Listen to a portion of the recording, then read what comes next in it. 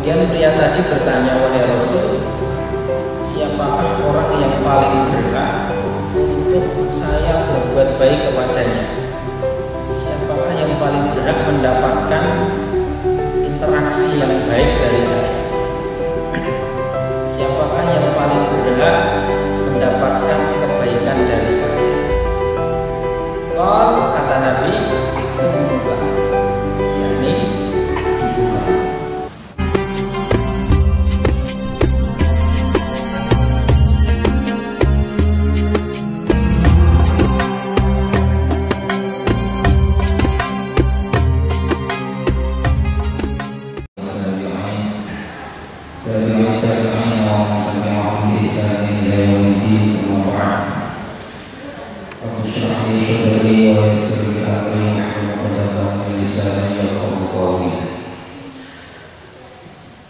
Ibu dan bapak, hadirin hadirat semuanya yang saya hormati, mari kita buka majelis pada kesempatan ini dengan bersama-sama membaca Al-Quran. Doa Alhamdulillah Muhammadin Rasulullah sallallahu alaihi wasallam wa nafi wal barakah wal manfaah. Al-Fatihah.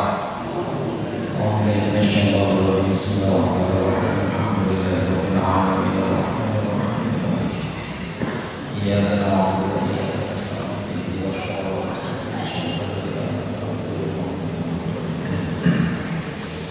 Bismillahirrahmanirrahim. Pada kesempatan ini saya akan melanjutkan kajian kitab Hadza Rasulullah.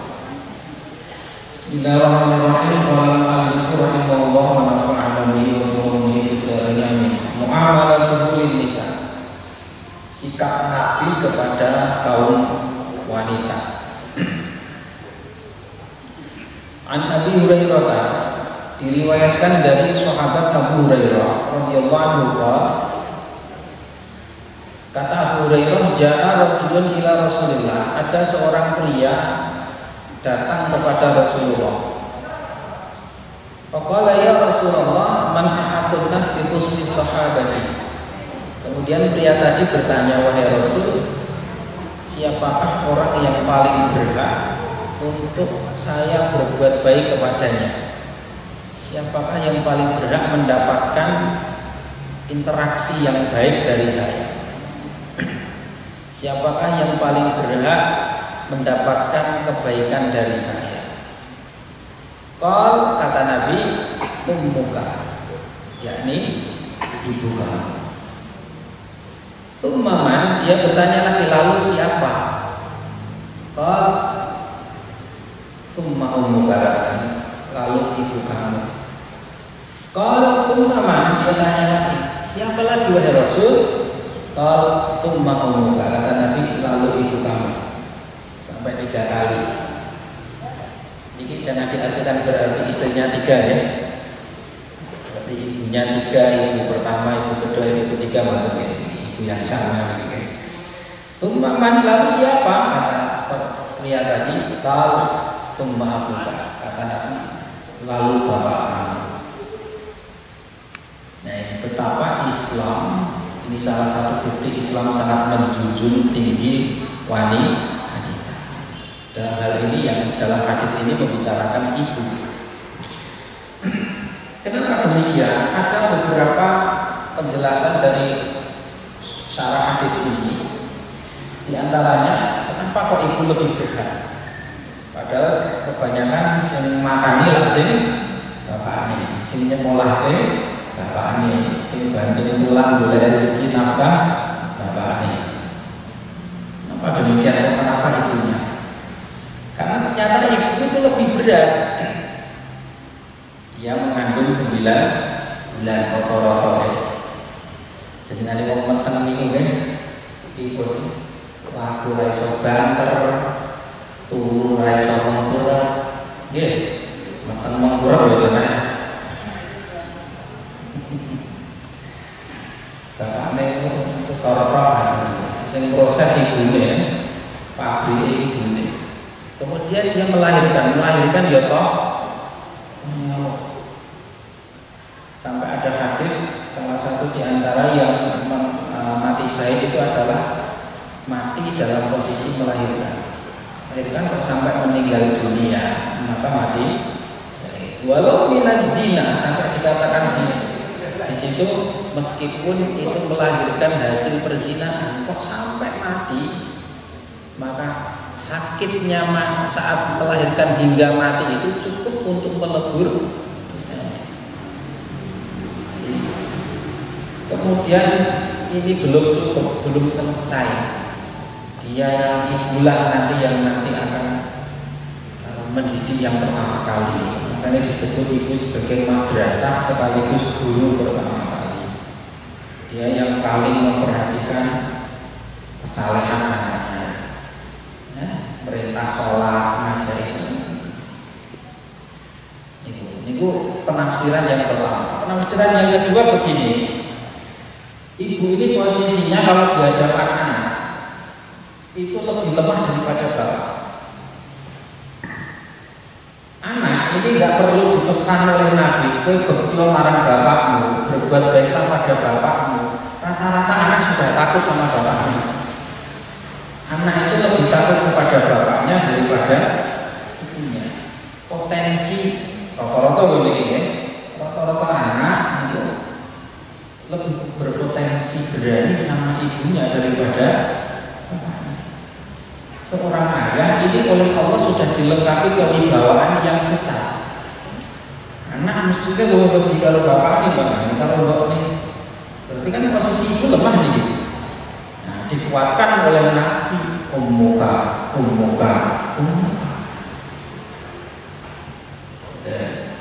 Ini diantara penafsiran yang lain. Hadis tadi hadis riwayat Imam Al-Bukhari dan Imam Muslim di Sahih.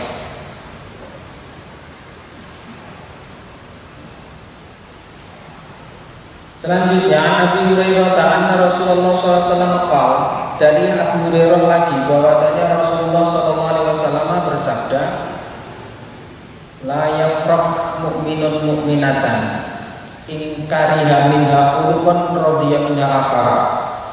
Janganlah seorang mukmin, seorang suami mukmin ini membenci istrinya yang mukmin. In kariha minha khuluqan, kalaupun dia tidak senang dengan salah satu sikapnya, salah satu akhlaknya, mestinya radiya minha akhara, dia akan senang dengan akhlaknya yang lain. Artinya nggak ada orang yang sempurna. Kalaupun ada bagian kekurangannya, pasti nanti ada kelebihannya. Nah, ini sama dengan firman Allah,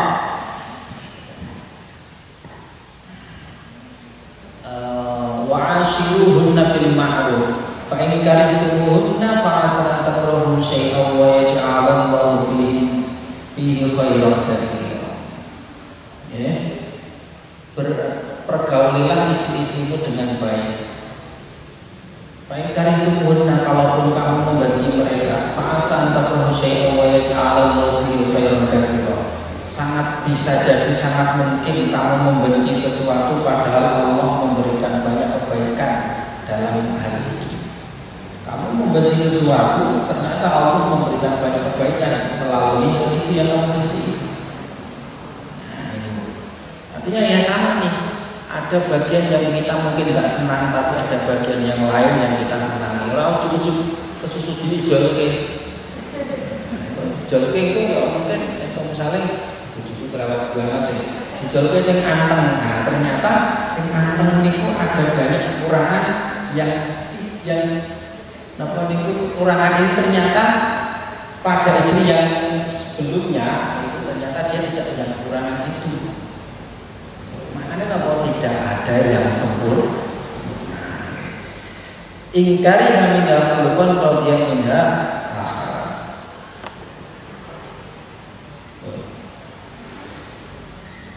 An Anas bin Malik, kemudian dari sahabat Anas bin Malik, anna Nabiya sallallahu alaihi wasallam, bahwasanya Nabi Muhammad sallallahu alaihi wasallam beliau bersabda, man ala jariyataini hatta tablugha jaa yaumal qiyamati ana wa huwa wa dhamma asabi'ah.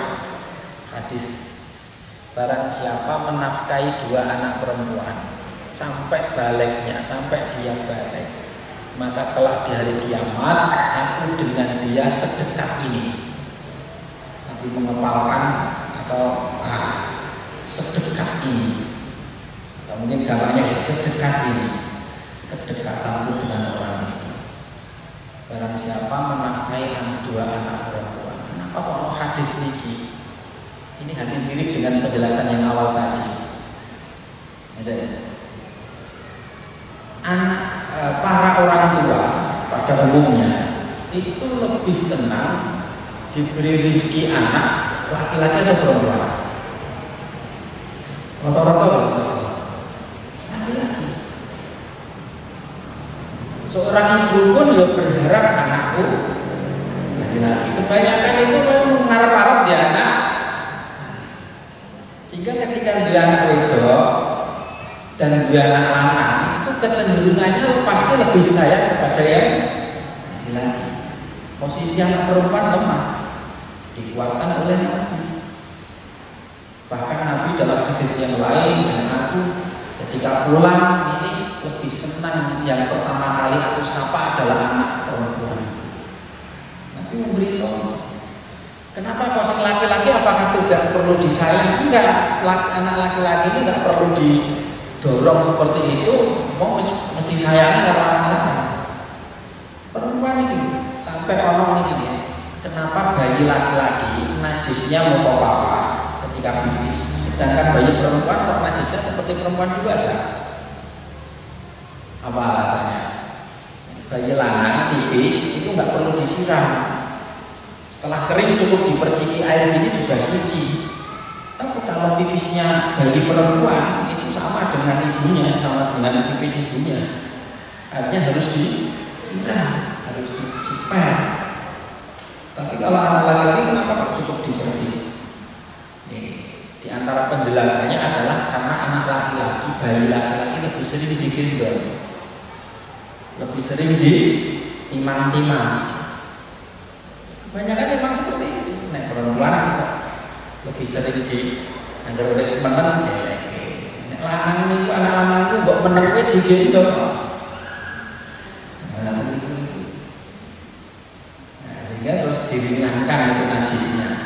Itu menurut para ulama. Kenapa kok sampai ada penjelasan seperti itu? Karena memang secara umum bayi laki-laki, anak laki-laki lebih disayang daripada perempuan. Makanya Nabi mengingatkan jangan seperti itu. Kamu harus adil. Nggak boleh beda-bedakan anak laki-laki dan perempuan. Kamu harus sayang yang perempuan juga. Kamu jangan ditambah nih.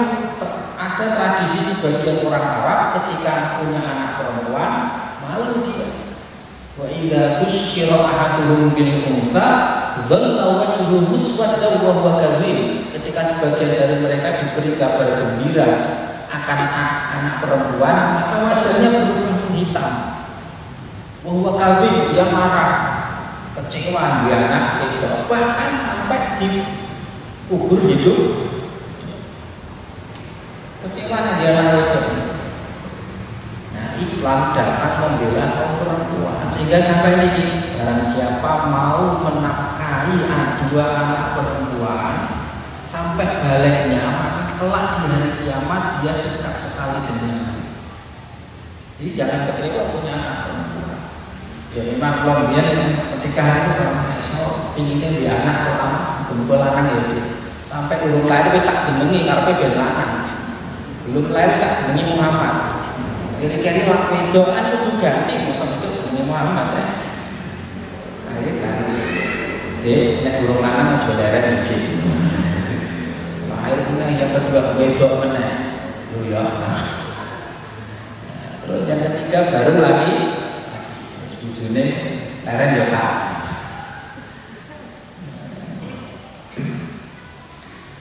Jangan kecewa punya anak perempuan ya. Apa mendidik anak perempuan, menafkahi anak perempuan sampai balik itu nanti akan apa itu kedekatannya dengan Nabi. Selanjutnya An Anas bin Malik qala innal yahuda kanu idza hadatil mar'atu fihi lam yu'akiluha Dari Anas bin Malik, kata beliau begini, sesungguhnya orang-orang Yahudi itu dulu ketika seorang istri sedang haid, maka mereka, seorang perempuan sedang haid, mereka tidak mau makan bersama, ya, tidak mengumpulkan mereka di rumah. Artinya dikucilkan. Kalau sedang haid itu ada kamar sendiri di luar rumah. Itu tradisi orang Yahudi kala itu. Angger haid singkir kayaknya. Fasa'ala ashabun Nabi an-Nabi sallallahu. Kemudian para sahabat ini bertanya kepada Kanjeng Nabi. Nabi ketika Nabi itu kan ketika menjawab apapun itu kan dituntun wahyu. Sebelum ada wahyu beliau nggak ngasih jawaban. Nah, saat ada pertanyaan itu langsung ada jawaban. Allah menurunkan ayat wa yas'alunaka 'anil mahid. Mereka bertanya kepadamu wahai Muhammad tentang haid.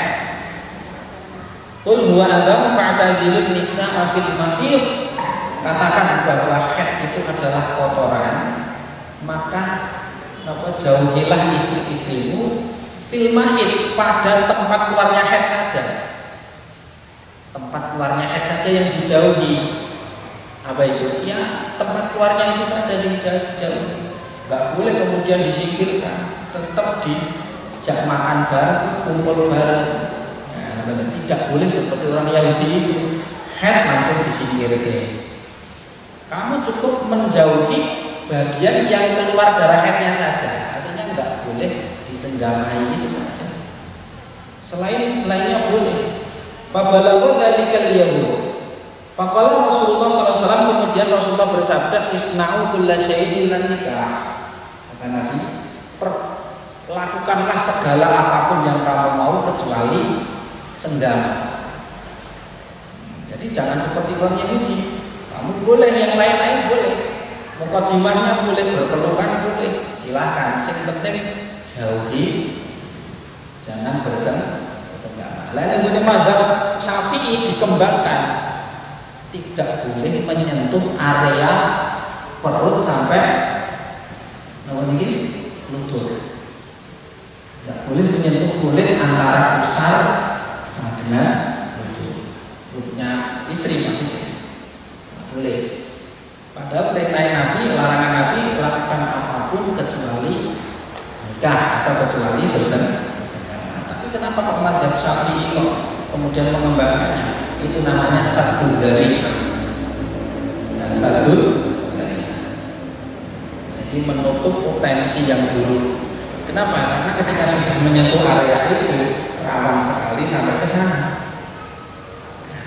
Ojo dolanan neng gone napa niku neng gone galengan, engko ndak nyemplung neng sawahe tangga gambarane ngoten.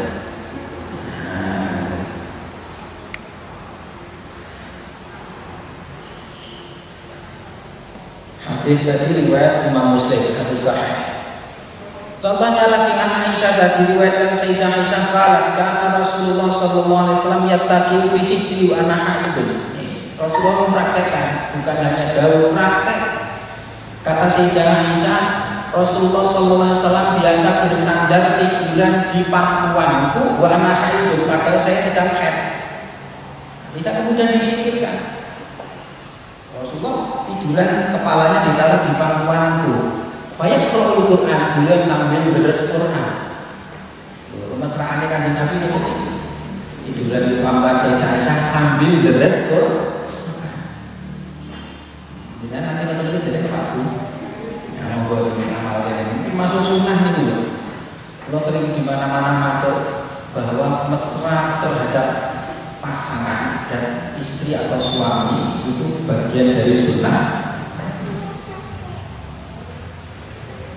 Nek ra iso karo deres ya karo weanan. Derese karo umroh di pangkuan ini. Hadis sahih riwayat Imam Bukhari dan Imam Muslim. Contohnya yang lain Ummi Salamah qalat bainama ana muttaji'atun ma'a Rasulullah sallallahu alaihi wasallam fil khamilah in khittu. Kata Ummu Salamah, istri Rasulullah yang lain, ketika saya bersama Rasulullah sedang satu selimut, bukan sedang bersenggama tapi sedang tiduran satu selimut. Tiba-tiba in khittu, tiba-tiba saya haid. Fakhatu siyaba khidati, kemudian saya cepat-cepat mengambil pakaian haid saya. Nah, itu kalau dulu ini ya pakaian haid itu sendiri. Aku pakai lupa itu bagus biasa dulu. Itu pakaian haid. Ganti. Faqala li Rasul anafisti, Rasulullah kemudian bertanya, apakah kamu haid sekarang? Qultu na'am ya wahai Rasul, fada'ani fatajatu ma'fil khamila. Lalu Rasulullah tetap memanggil, ayo kita tidur. Tetap tidur satu selimut. Yang penting tidak sembarangan. Ini maksudnya bahwa Islam itu tidak kemudian mereka terus disingkirkan oleh Yahudi, tidak.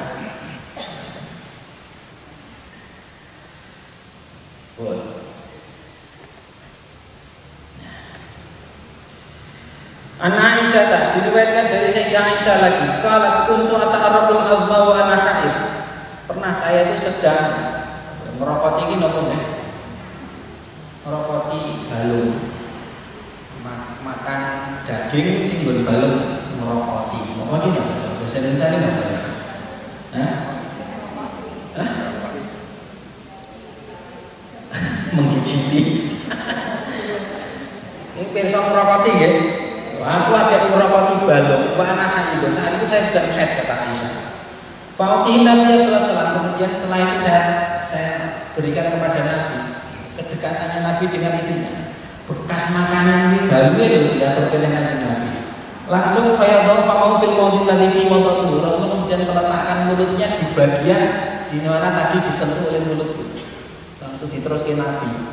Mesrane sampai ngomong mangan balung bareng gentekan. Kok nanti dereng masih. Wa asrabu syaraba wa unamilu fayadhu fa'u fil mawdil ladzi kuntu ashrabu minhu. Pernah saya sedang minum. Setelah itu kemudian setelah selesai minum diminta atau dipegang oleh Nabi. Lalu Rasulullah kemudian minum dan meletakkan bagian mulutnya pada bagian yang tadi terkena mulutku. Mesrane kanjeng Nabi sallallahu alaihi wasallam. Mengunjungi di pas-pas ini kalau bekas bibimu tadi mana toh? Oh ini. Nanti dereng Bu. Masih.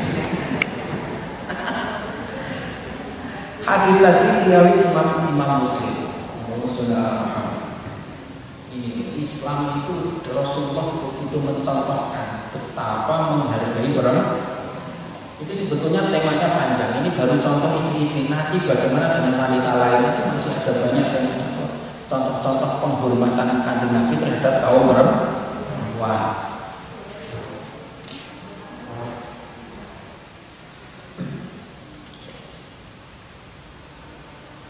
Satu lagi, An Sa'd bin Abi Waqqas. Diriwayatkan dari Sa'd bin Abi Waqqas, qala ista'dzana Umar bin Khattab ala Rasulullah sallallahu alaihi wasallam wa indahu niswatun min Quraisy yas'alna wa yastaghfirna aliyatan aswatuhunna ala sauti. Suatu ketika Sayyidina Umar niku permisi minta izin kepada Rasulullah untuk sowan. Saat itu Rasulullah sedang bersama para wanita, di mana para wanita sedang banyak bertanya, bahkan tinggi suaranya. Betapa Rasul dekat dengan kaum perempuan. Perempuan itu berani mereka itu bertanya-tanya kepada kanjeng Nabi, ngaji bareng ini kepada kanjeng Nabi. Bahkan ada sebagian hadis Nabi mengkhususkan waktu khusus untuk ngaji dengan para wanita. Karena silakan kamu bertanya, kalau ada bapak-bapak kan jadinya sungkan harta khusus para wanita. Nabi punya jam. Pernah Nabi memberi ngaji dengan para wanita, bahkan mereka itu sudah bertanya, banyak bertanya, suaranya tinggi. Sayyidina Umar datang, minta izin, assalamualaikum. Setelah mendengar itu tabadan dan hijab, mereka bersegera menuju ke hijab atau takbir, langsung berdelik. Sama Sayyidina Umar langsung berdelik. Fadakhala wa Nabi yadhak. Sayyidina Umar masuk, Nabi tertawa. Faqala haqqallahu sinnaka ya Rasulullah. Wahai Rasul, mudah-mudahan Allah selalu membahagiakan Anda, biar Anda selalu tertawa. Ada apa jenengan mau tertawa, kata Nabi? Ya Rasul, biar tahu kami. Faqal ajibtu min lagi. Kata Nabi, saya itu heran. Para wanita tadi itu dengar suara kamu kok langsung mereka bergegas bersembunyi di balik tabir. Fakal antahaku ayyabna Rasulullah. Kemudian Sayyidina Umar, wahai Rasul, mestinya Anda lebih berhak ditakuti daripada saya. Lho kok kalian pulau wedi, mestinya kan jenengan lebih berhak untuk ditakuti wahai Rasul.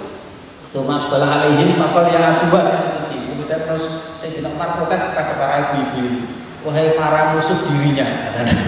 Para musuh dirinya.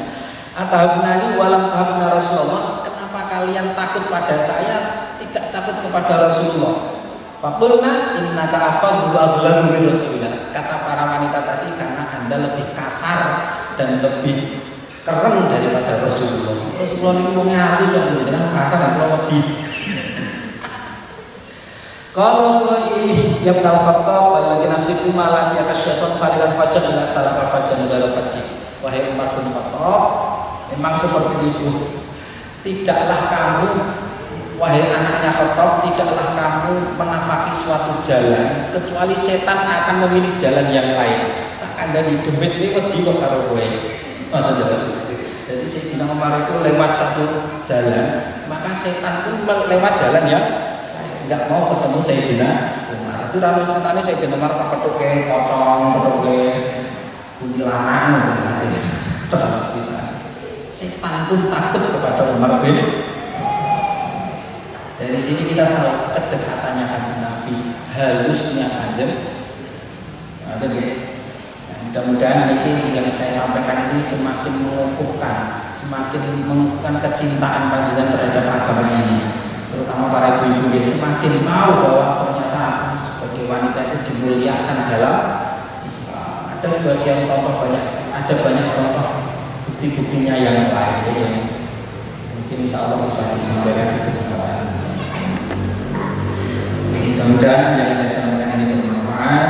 Mari kita tutup dengan kafaratul majlis. Subhanallah wa bihamdika asyhadu an la ilaha illa anta astaghfiruka wa atubu ilaik. Banyak kekurangan dan kekhilafan mohon dimaafkan. Assalamualaikum.